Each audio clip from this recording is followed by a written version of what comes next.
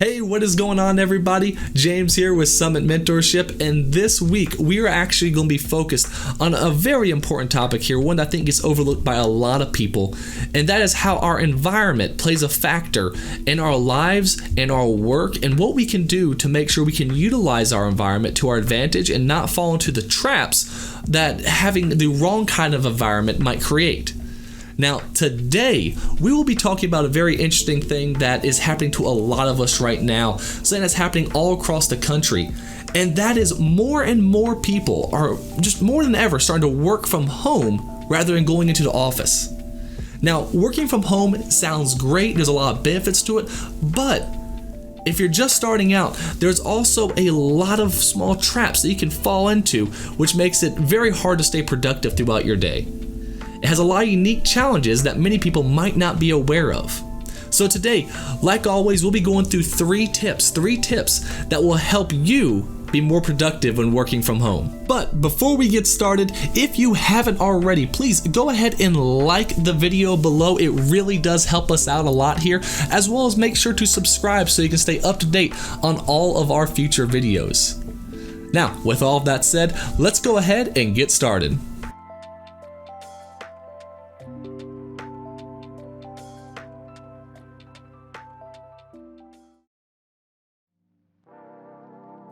Working from home can be great. I have been working from home for quite a while now, and personally, I love it. I feel like I can get so much more done, and I've been so much more productive than I've ever had before in my life. But that's not to say I was always like this. When I first started, I noticed one of my biggest hurdles was, well, just that, getting started. You see, when working in an office setting, it forces you in a way to have to get up, get ready, make sure you get there on time so you're not coming in late with everyone there. And when you start working from home, that pressure is then gone, which might sound pretty good until you start to realize now you have to hold yourself accountable. It is so easy just to lay in bed and say, I'm going to start work at 9 o'clock. And I'll wake up probably at 8:50 since, well, my office is, well, right here. It's right here in my house. The reality is we are creatures of habit. The simple act of getting up in the morning on a consistent time, getting ready, getting a shower, heading to work, picking up whatever breakfast you normally like to pick up, this triggers our mind to be in that work mindset, right? This mindset where we know this is what we're going to get done. And it's because of this, even when working from home, it is so important that we stick to and maintain a morning routine. You need to make sure each day you can get your mind in that productive state. Now, what you need to do might be different than me. For example, I like to try to get up around 6, get a quick workout in, hop in the shower to wake me up a little more, make breakfast, and have a cup of coffee, and usually try to start working by around 8:30. This way, I'm awake and ready to start my day. Your routine might be different, and that is fine. That is just fine. The important part here is to make sure it's a routine that, again, you can stick to, and that's something that's consistent enough to get your mind triggering to get into that work state of mind, to get into that productive state of mind, so you can avoid all those little distractions that might be on the way from, of course, your bedroom to wherever you might have your office in your house. And you know what? That brings us actually to tip number 2. Have a dedicated workspace.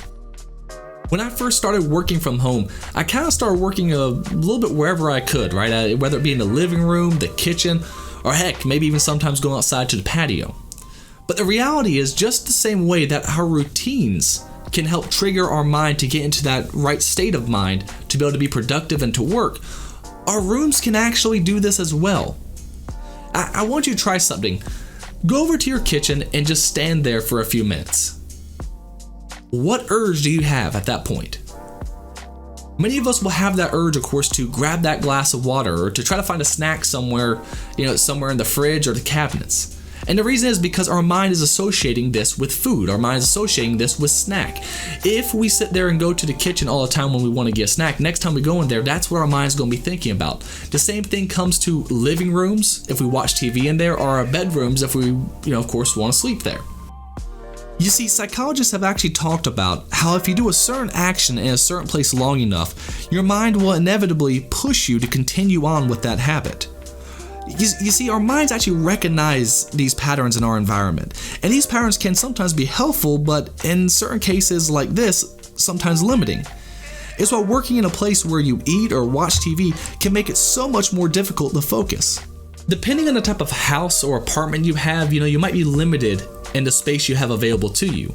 But the important thing to remember is just to try to find a place that is separate from many of the current distractions you might already have. Some place that you can keep just for work. Again, just how our mind recognizes patterns in a way that can actually affect us negatively, we can also use this to our advantage. If we continue to make this habit of working in this one location and making this one location only about work, our mind will actually inevitably start to stay focused. It'll start getting on board with working even harder, because that is what we're going to be drawn to do, because that is where our minds are used to in this exact spot. So again, the big issue here is just to be consistent. Find a spot a little bit away from everything that you can just consistently go to just for work. And that brings us a little bit to point number 3. Know when to log off. When working at an office, it is easy for us just to turn off work mode and switch back to family mode. As the saying goes, don't take your work home with you. Unfortunately though, for a lot of us now, work is at the home, and it can be very difficult to switch back to family mode when your office is literally right next to you. Now, I'm going to be perfectly honest, this last tip is something that I still struggle with. I have so many different projects constantly going on. I do fall into that trap sometimes where it'll be way past when I intended to stop, and I'll be telling my wife, just 10 more minutes, just 10 more minutes and I'll be done. But it is important to remember that we need that balance. We need that time to turn off kind of that work portion of our brain, let that recharge, and just spend some time with family and friends, and even sometimes just ourselves.